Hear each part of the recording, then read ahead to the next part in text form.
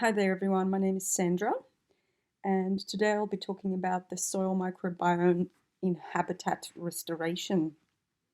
So you can see from this picture already we're going to be talking about the soil life forms in order to understand how we can help habitats to be restored. So we'll talk about the history of soil and habitat, how nature created that, the soil microbiome and its role in habitats, specifically the soil-plant interface, and the root symbiotic fungi, which play a crucial role in this system, and habitat restoration. How can we help and how can we work with the soil microbes in order to help nature restore itself? So as you can see on the photo on the right, soil is pretty much a living thing. It's not an inert substance, it's actually a conglomeration of many species interacting together and many different taxa of organisms working together. So really we should not ever treat it like dirt because it is living and it has been devastated because of how we treat it. So let's just backtrack a little to about 3.4 billion years ago when the first life forms started appearing on Earth, and the organisms were pretty much extremophiles, meaning they had to be loving of extreme conditions because, as is still present in the Yellowstone National Park, demonstrating the extreme conditions and the types of organisms that would have been present back then. So it had a pretty full-on start, but these organisms actually shaped how the Earth is today. And if we go forward a little bit to about 2.4 billion years ago, fungi were actually dominating the landscape. And you can see these giant creatures standing in the middle of the landscape about 400 million years ago, and they were more than 10 meters in height and called prototaxides.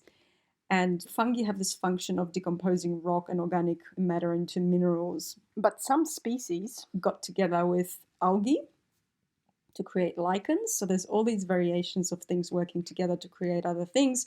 And plants and fungi got together to create what we call now plants. And of course, the organic matter and everything else that was being churned and decomposed to smaller particles became our first soils. And really, this has driven succession. So from exposed rock to start with, to then lichens and mosses taking over the smallest photosynthetic organisms, besides some bacteria that photosynthesize, sort of covering those rocks and churning those minerals and then making those available with the organic matter as they died, and then allowing succession to occur of higher plants. And that started with weeds, or what we call weeds, annual plants and grasses, and then it keeps going up to shrubs and trees eventually, and old growth forests. And of course, once upon a time, Australia is thought to have been entirely covered in rainforest for about 100 million years or so. And it was 10 times older than the Amazon, but only now 3% of that forest remains in patches. So we have definitely done a lot of damage to these ecosystems that took eons to develop and to get to that point of actually growing giant trees. Interestingly, even our desert country has got evidence of that, bones or fossils of tree kangaroos in the Nullarbor, for example. And of course, rainforests host biodiversity, and in fact, 7% of Earth contains 50% of all species. But we do a lot of damage to these soils that have created these giant multi-species superorganisms we call forests, and that's through removing those forests, burning, tilling, poisoning the land, and also converting natural systems into agricultural systems or developing those systems for human consumption, but also drainage of wetlands. And all of this creates, 20% of Australians' carbon emissions, estimates say. So it's something to look at. So let's have a look at firstly now, what is this soil thing that we're talking about? And you can see from the photo on the right, the image shows that it's once again a live substance. But the conventional definition is weathered rock, sand, silt, and clay, which is really dirt. While the correct definition should be plants and associated microbes utilizing sand, silt, clay, and, key point here, organic matter as well, to solubilize and cycle nutrients. So it's constantly churning and going back and forth and feeding itself. It's a self-sustaining system. And this key point of organic matter is actually quite interesting because in 1938, which was a long time ago, a man called Albrecht actually wrote a book on loss of soil organic matter and its restoration, and saying that soil organic matter is one of our most important national resources. Its unwise exploitation has been devastating, and it must be given its proper rank in any conservation policy. That was in 1938. So what is this organic matter that we actually want in the soil? Well, it's all the plants that are living with all the associated microbes in this root microbiome around in the soil, but also then turning into dead organic matter. And of course, while they're alive, exuding all these carbon-based sugars that are actually being driven through the process of photosynthesis. So the soil is the largest terrestrial carbon sink, and 50 to 70% of that carbon is in the root microbiome, in the organisms surrounding the roots. And that constitutes 3 times the atmospheric carbon and 4 times that of vegetation. So, and we lost about 50 to 80% since settlement, depending on the region. So you can see that this is an issue that we have, because we need that organic carbon in order to feed the ecosystems that we want to restore. So how does this carbon come about? Well, sunlight is one of the main ingredients, hitting little solar panels, which we call leaves, and by us excreting carbon dioxide, which feeds this system to then create and convert that carbon into usable energy form for plants to grow. So our breath, sunlight, water coming together, making sugar, basically liquid sugar or liquid carbon, which are called also exudates, as they travel down to the root system and feed underground all the organisms that need to be fed. So this carbohydrate energy is then stored in plant bodies, and when it drops down to the ground, it also becomes this dead organic matter, so to speak, that's also then churned and converted back to soil, organisms being fed, and then those organisms feeding the trees back to where that nutrient came from. It's like a recycling system. And of course, as a result, oxygen is released, which makes it possible for us to breathe. And of course, underground, we have this organic carbon then bound, and most of this is happening through this process of these creatures called mycorrhizal fungi, which are basically something we'll talk about in detail, but root symbiotic fungi and associated microbiota that needs to be incorporated into the system, as we'll soon see. So the soil then, 1 gram of it being quite a good type, can have several thousands of different taxa. So that's like all the creatures combined, like several thousand. That's like a huge biodiverse ecosystem, right? And that's just 1 gram. And there's a billion bacterial cells in that gram. And 200 meters of these fungal hyphae, these cells of these fungi that live symbiotically, but also free-living hyphae of fungi without the association so much. This actually produces plant biomass. It's all these organisms working together in cooperation with the plant to produce this plant biomass, and therefore store the carbon and also store and filter water. So actually clean water is available in the landscape when the system works and functions. This also cycles nutrients and also hosts biodiversity. So this brings us to the point of like, well, it needs to be based on these relationships. Everything in nature is based on relationships. And to actually make this system work with all these organisms, that means they must interact with one another. And this is what we call the trophic levels. So the ecological relationships. And basically they start with this plant being the primary producer, getting that liquid carbon from the sun and the carbon dioxide, fixing that carbon into sugar or exudates, and making that go into the organic component of soil. And that means the associated microbes on the roots. And also, as the plant dies, produces organic matter. And then, of course, these two components, then the exudates from the roots and the organic matter, feed these primary consumers, which are bacteria and fungi. But without these bacteria and fungi being further churned and eaten and pooped out by things like protozoa and nematodes, and then other arthropods eating those, so other creatures that are now have appendages and legs, and so on, up the food chain or food web, we cannot actually release those nutrients to the plant. So those bacteria and fungi must themselves be consumed by something, and so on and so on. So this then brings us to this concept of the poop loop. And once again, if we start with the sun and living plant and the dead organic matter, the decomposers are the first consumers, you could say, which has fungi that decompose organic matter and bacteria. And this process is aerobic and accumulates nitrogen, because this is what happens in these processes. These bacteria and fungi are rich in nutrients.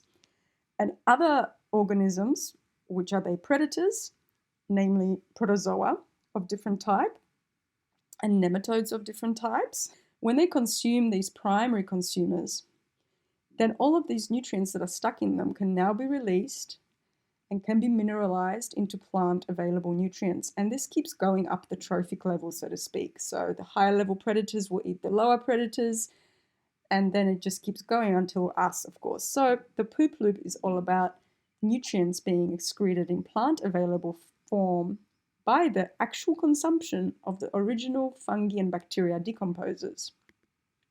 And of course, none of this can happen without the plant.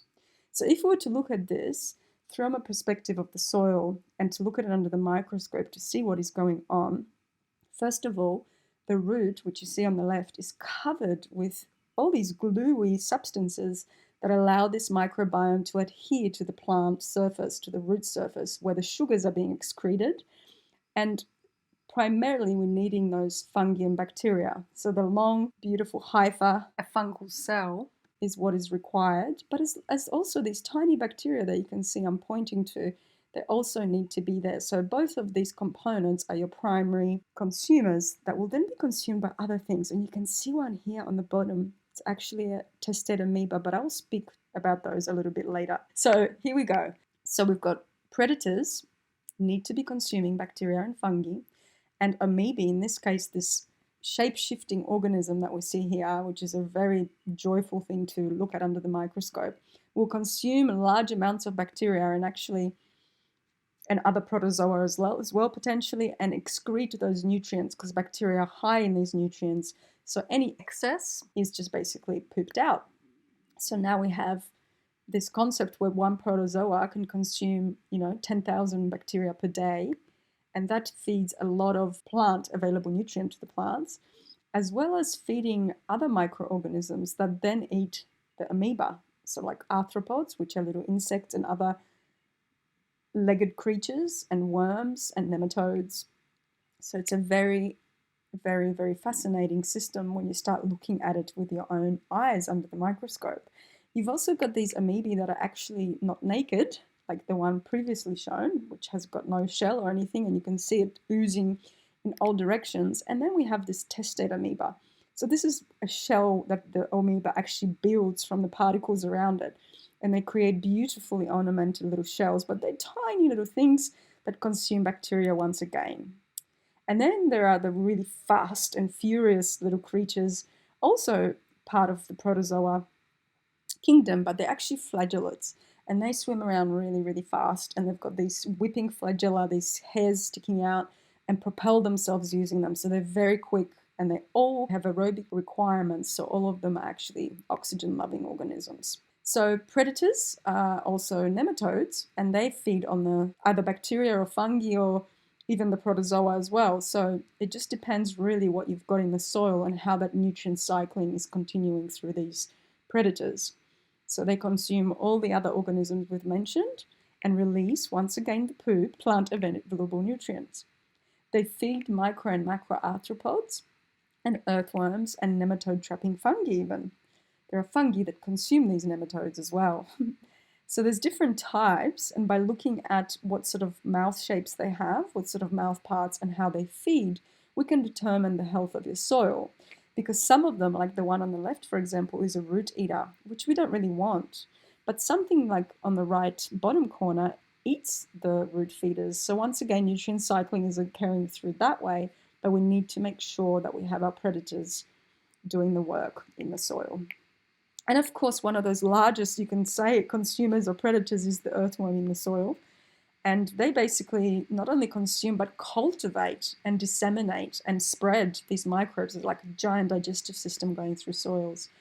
And they make plant nutrients available in high amounts, high concentrations as a result of digesting all these other organisms, primarily fungi actually. And there's also mites as well, which are seldom known and talked about, but they are the microarthropods, the tiny little creatures that actually consume all the other life forms and have specificities for them. So everything has its own favorite food, and how that translates into poop depends on what it eats.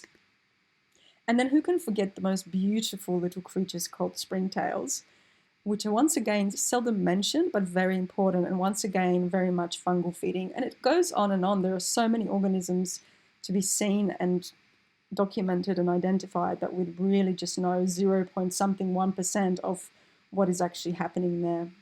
But all of this depends on the plant and the rhizosheath, or the sheath created by all these organisms glued to the plant surface area of the root through these sugars being pumped from the sun through the photosynthetic process. So without these feeding organisms, none of the above things we've just mentioned, all the organisms that consume them, can actually exist. So let's look at these primary consumers called bacteria, because they're the tiniest. And also, well, besides viruses, but we're not going to go deeper into that. We're just going to look at the stuff we can actually see a little bit with a microscope. So they extract mineral nutrients from rock. So they're super good at actually dissolving rocks. And that's what they had to do when the Earth first began. They had just had rock to start with, and they started the successional process. And they mineralize and transform also organic and inorganic compounds back into minerals to plant available nutrients, of course, through being consumed mostly, but also they die and release nutrients. So they also fix nitrogen from the atmosphere, which is a very, very intensive process, and not many organisms can do that. In fact, I think bacteria are the only organisms that can perform that function, into ammonium, which once again is a plant nutrient. And then there's nitrifying bacteria that reduce ammonium to nitrate, which is also a plant available form of nitrogen. So they basically create food from air for plants, which is pretty extraordinary when you think about it. They also require more nitrogen than carbon. So if you have many more bacteria than other organisms, that process will be very much carbon dioxide releasing process. But also they are the most nutrient-rich organisms. So when they're eaten, all of the nutrients are excreted, and they do feed protozoa, nematodes, earthworms, and eventually plants through that consumption process. So basically every organism that eats them has a lower nutrient level in themselves, and having these most nutrient-rich organisms, they poop out whatever excess nutrients there are, and those nutrients then become plant available for plants to feed on. Also, as you can see in the images, there's like these connecting sludge in between the bacterial cells. And so what these are actual bacterial glues, and they play a hugely important part in gluing particles together and holding themselves to the plant as well. And this creates this micro aggregate in the soil, providing soil structure, holding water in the soil, and also creating air spaces by gluing particles together. So a very important role in creating the right soil structure for life to actually be possible, with oxygen being permeating and water permeating the system. So the next group we're going to talk about is fungi. The ones I've already mentioned a little bit were the root symbiotic fungi. So the ones that actually grow on the roots of majority of plants and actually bring nutrients from the rest of the soil food web to the plant, but also they themselves can mineralize rock and take up nutrients for the plant. So very essential symbiosis that was always there from the beginning. There's also fungi and bacteria living inside plant parts. So in the stem, not only in the roots, but also in all over the place, basically, just like we have bacteria and fungi growing all over us and within us, so do plants. And that's the immune system of the plants. And then when a plant dies, there are decomposer type of organisms, bacteria and fungi once again. And these fungi then break down the harder tissues that, like lignin and cellulose made out of, trees, that trees make, And to break those down, enzymes are required for this process to continue churning down and reducing those hardcore substances to minerals that are then fed back to the plant. So all of these organisms, and endophytes, I should say, also are very important in providing all kinds of immunity and function to the plant. That is just like a whole nother amazing subject. So let's look at, first of all, these mycorrhizal or root fungi. Can you see that in the middle you have a plant that's colonized with these extensions? So this is the mycelium network composed of individual hyphal cells that then becomes visible. Can you see the little baby seedlings on the right and left of the main seedling growing? And see how it's tapping in without even its own root formation. It's tapping into it, the network. It's getting connected up to this other tree, and that's how it all functions actually. So these symbiotic fungal root extensions actually are in fact on most plants when plants are healthy, 95% of plants or more even.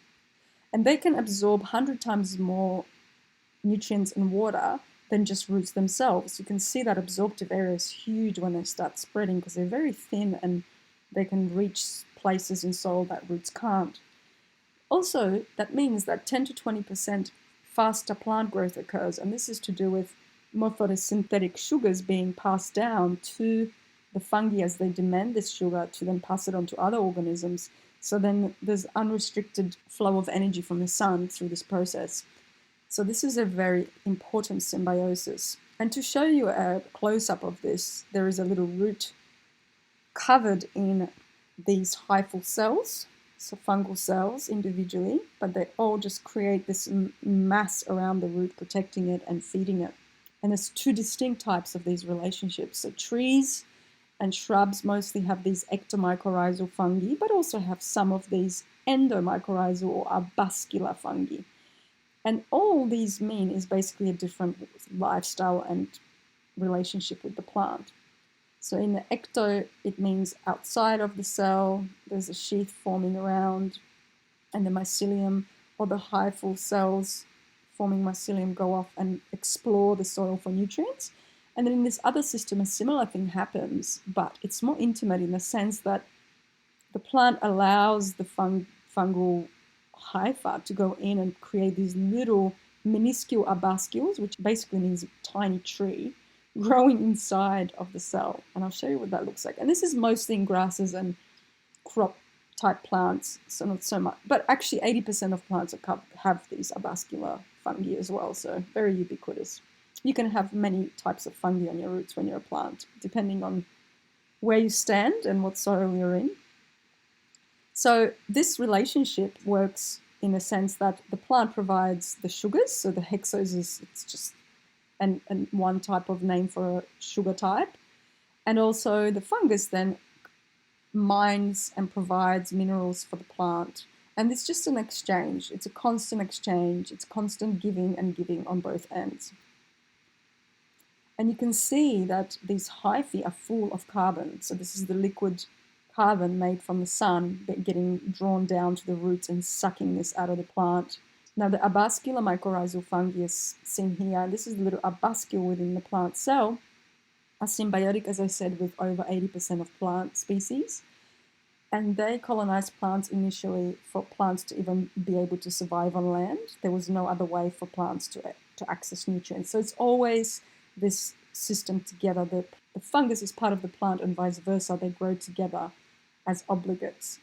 It's obligate that they're in this relationship for either to survive. And there's up to 28 meters per centimeter cubed of soil of these creatures around the root. And also that means that they can sequester a lot of carbon, soil organic carbon per hectare, because they're just so good with being able to suck up that carbon from the plant. But also they produce this substance called glomalin, which is like this sticky glycoprotein found by Sarah Wright in the 95. And she discovered that this stuff exists and it's actually quite crucial. It's this glue that creates also this possibility of attachment, but it also, binds minerals and stores carbon for hundreds of years potentially. So this is just another mechanism of how these amazing organisms function. So what is the point? Well, feeding microbes, yes, that's what the mycorrhizal fungi do, but feeding the plant as well. So feeding plant phosphorus, nitrogen, sulfur, zinc, all the microminerals, all the bacterial vitamins, everything goes into the plant through this system. It provides plant immunity, and carbon sequestration occurs as well through this process. But also humus is a result of that, which is the slow release fertilizer that is stored in the soil for long periods of time. And it provides soil structure as a result, and also a delivery system, and a very efficient one at that, of water to the plants. It also provides drought resistance as a result, and weed suppression. So there's all these studies showing the amazing benefits of having these fungi on your roots when you're a plant. And of course, that means that the more diverse the mycorrhizal microbiome, which by nature will be if you have the fungi, because the fungi are working hard also to attract all these other organisms to the plant. You can see how much more diversity there is if you have these fungi on your roots on the right. And also that means more plant nutrition and more plant protection. So it's really of benefit to be in this relationship, and it's mandatory. So the wood wide web is another gift of this system. Ectomycorrhizal fungi are more likely to be forming this very connected system that we call forests. It's not always the case, but they're the ones that really get listed for being, creating this system of interconnection between plants. And you can see here in this study, 47 Douglas fir trees are connected by the mycelium of one fungus called Rhizopogon. And of course, if the plants have several more of these fungi on their roots, you can see how much those relationships are going to be tighter and tighter. And that means basically that the older the tree and the more connected it is, and the more likely it's sharing its resources with other plants and other species even. And this is just one species of plant versus one species of fungi. Whereas if you have multi-species and layers of fungi on the roots of different species of plants in multiples, then you can imagine the intricate network that this creates of sharing resources, really, and communication. So in fact, the wood wide web shows that there's no competition but a cooperative and equal distribution of resources within the community, in the forest, and that it's not survival of the fittest but coexistence, promoting biodiversity. In fact, where the rich are feeding the hungry. And a good example of this is when you have an evergreen plant, such as Douglas fir tree, feeding a birch during winter when that birch has lost its leaves. So, how do they survive over time in cold conditions, under the snow, with no leaves? Well, research shows that they're connected with this mycorrhizal network, and the one species is photosynthesizing but sharing those resources with other species for the good of the whole system, which is so wonderful, isn't it? So coping with climate change then is another way that these fungi can be of service, in that as it's getting hotter, Douglas fir is actually dying in the northern hemisphere, and it is being replaced by ponderosa pine.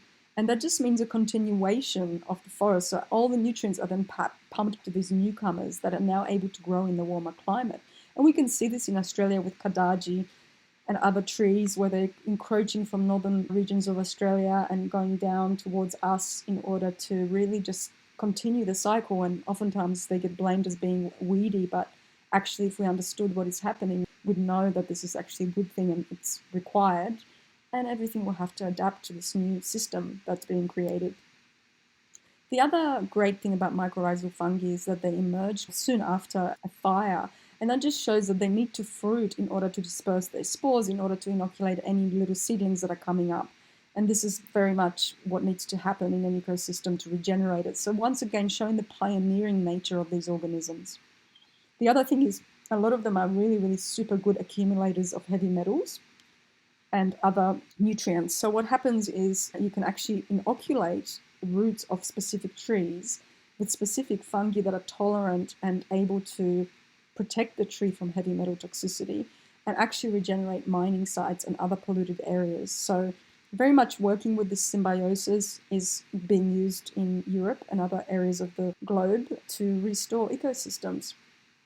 Other types of fungi, such as the melanized root-associated fungi, are actually have these amazing properties where they've got this melanin in their hyphae, and this is like a very resistant carbon substance that gets layered down over time. And they're symbiotic as well, but they're just not as tightly associated as the mycorrhizal types, and there's gray areas. So there's so many different types of fungi actually on the roots that we don't know much about yet.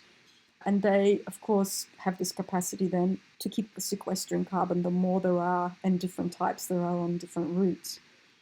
Now, saprophytic soil fungi are very essential as well. They actually decompose all the organic matter that falls into the soil. And so they're the decomposers of the soil, and by being able to decompose lignin and cellulose and chitin and other things, they're very good at absorbing those nutrients into themselves and then releasing. And once again, you've got this hypha here, which is a saprophytic one, but it's got this beautiful color and it's thick, and we know it's got a lot of carbon in it as a result. And they're chitinous, so fungi basically are like the same substance as insects are made out of, and that makes them very carbon rich. And so they decompose woody organic matter and they develop later in succession.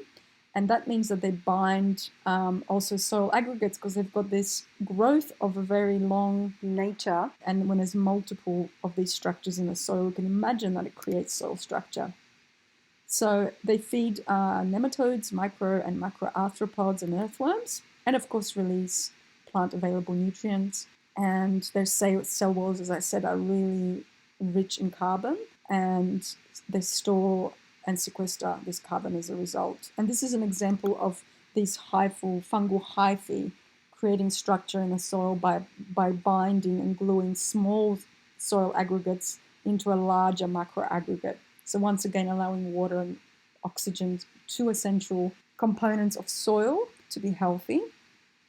But this ratio between these fungi and bacteria is so important in driving plant succession. So it's actually really essential to understand that this ratio of the biomass of fungi to bacteria drives and works along with succession in plant growth. And here we have that succession again from rock all the way to forest. And if we look at the numbers down the bottom there, we can see that originally we only just have bacteria when there's not much organic matter happening and not much exudates being given to the system. But as this plant development increases and biodiversity of plant increases over time, you gain more and more balance. And when it's 1-to-1, that's where a lot of your crops grow. When bacterial biomass equals fungal biomass at a certain biomass level, it basically drives production of the crops.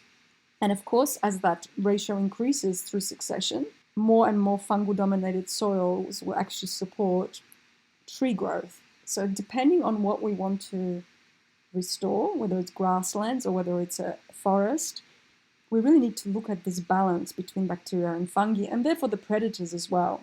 And this also drives this big component of nutrients, so nitrate being mostly created and fed to plants that require nitrate. So the weedy kind of plants require this, and that when bacteria are present, that's all you're getting is nitrate. And then the balance continues as these plants die and succession kicks in.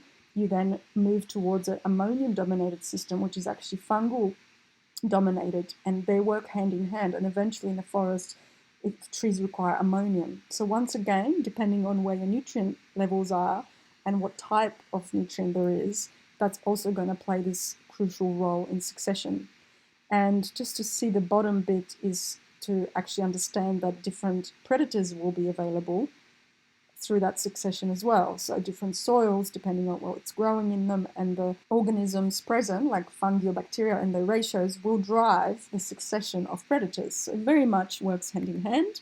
And this is just another way of looking at it, but also look at in those red parentheses, you have these on the right-hand side of each of these successional stages, you have the biomass produced. So in the desert, we don't have much biomass produced. That also means there's not much fungi.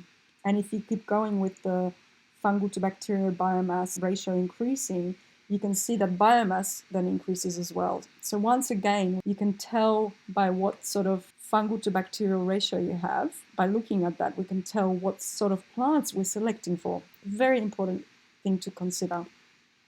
And this is another way of looking at this as well. If you look at bacterial dominance in the soil, alkaline conditions are created, and also nitrate, as said earlier.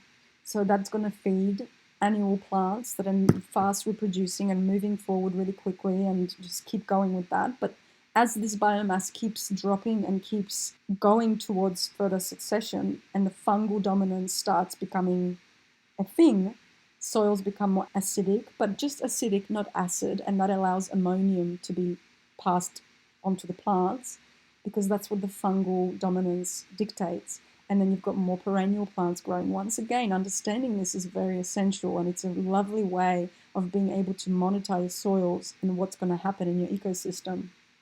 So how do we then help nature to restore these ecosystems? Well, you can see on the right there, we've got lots of biodiversity happening, but it's mostly what we would call weedy. However, that's doing its job. It's that preliminary pioneering species. Those species are giving those nutrients to the soil. They're feeding the soil, yes, not very much to begin with, but as the organic matter drops down and you don't disturb the system and you actually don't spray it with anything or remove it chemically, that system will eventually work itself out and create forest.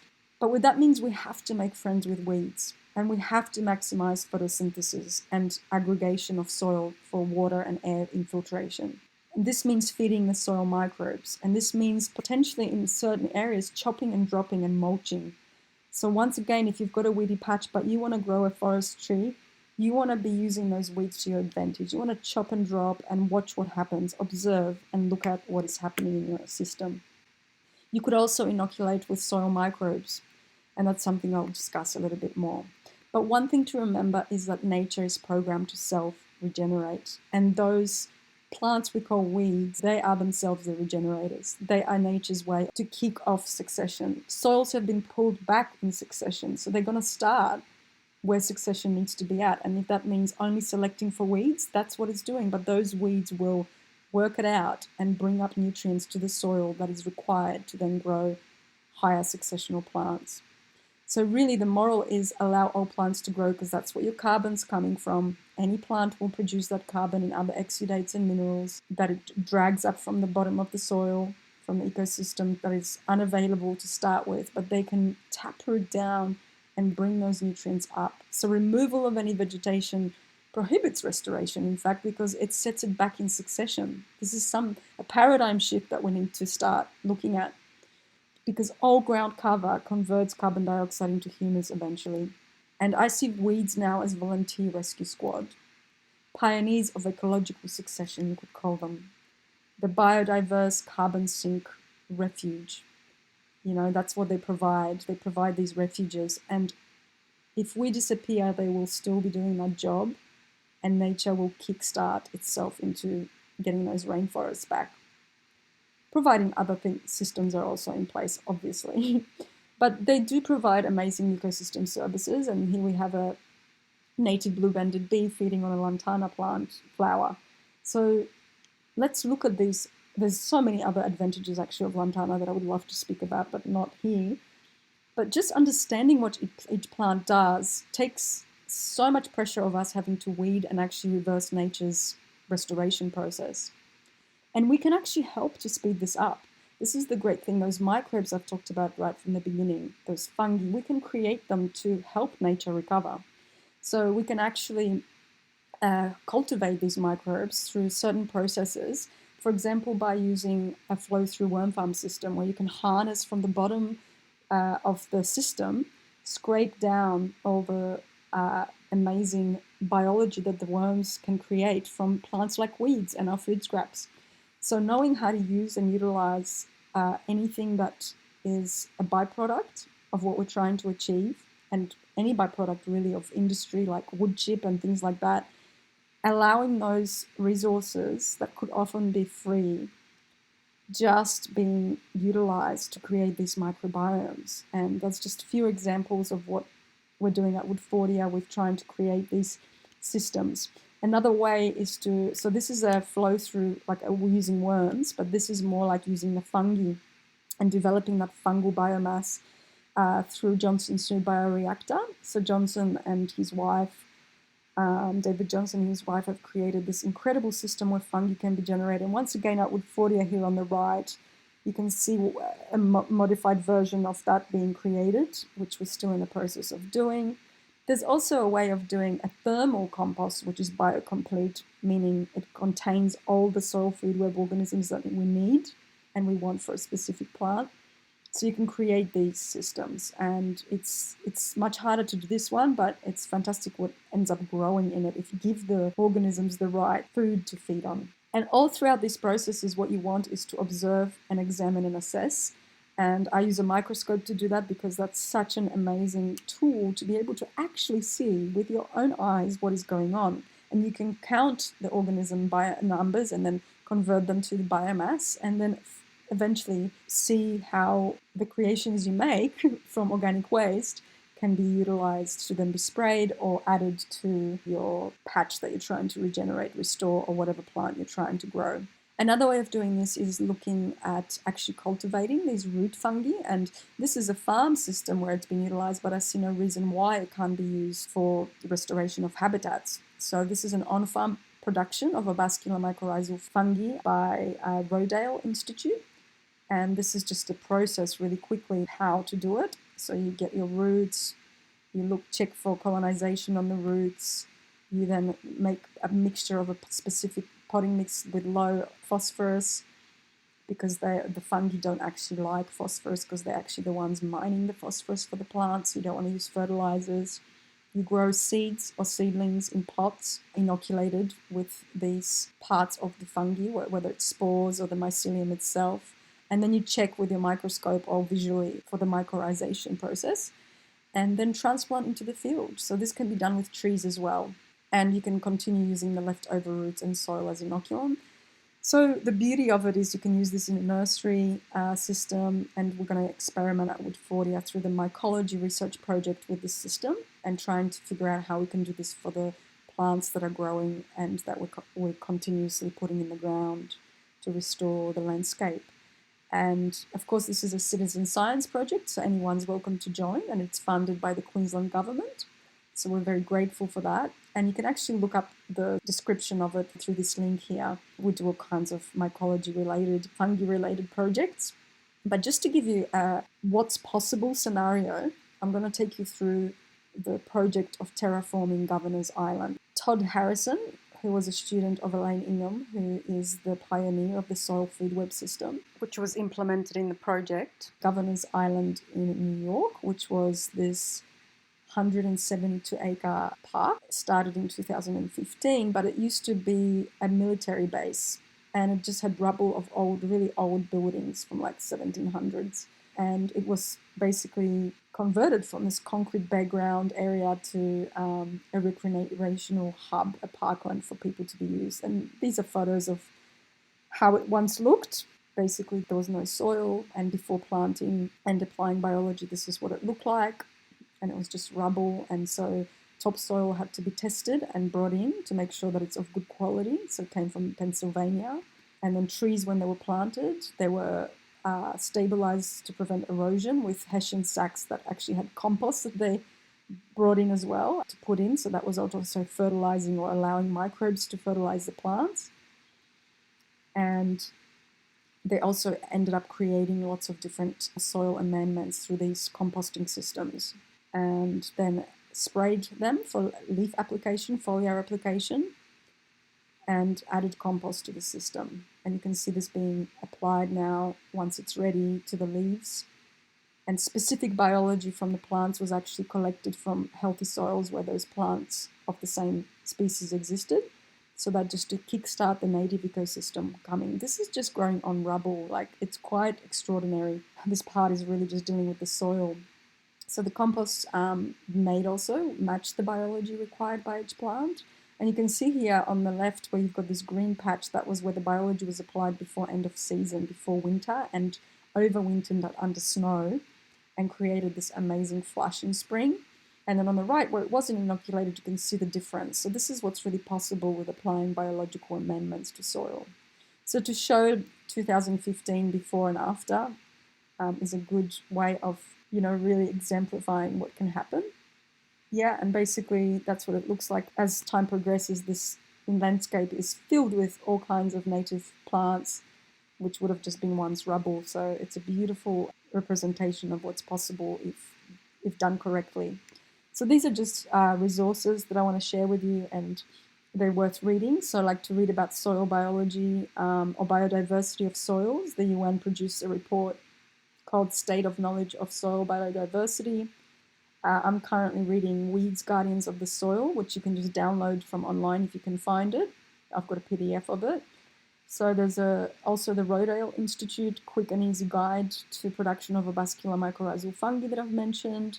And also if you want to read about Australian mycorrhizal associations and how we can study them, which we'll be utilising for the mycology research project, you can go to this link here. There's also a demonstration of how to create some of these systems like the Johnson Sioux Bioreactor. There's a YouTube video and just an amazing article about how to create this fungal-dominated compost to kickstart your succession of plants. But also, if you're feeling to look up and join and register to the Mycology Research Project, I would love to hear from you.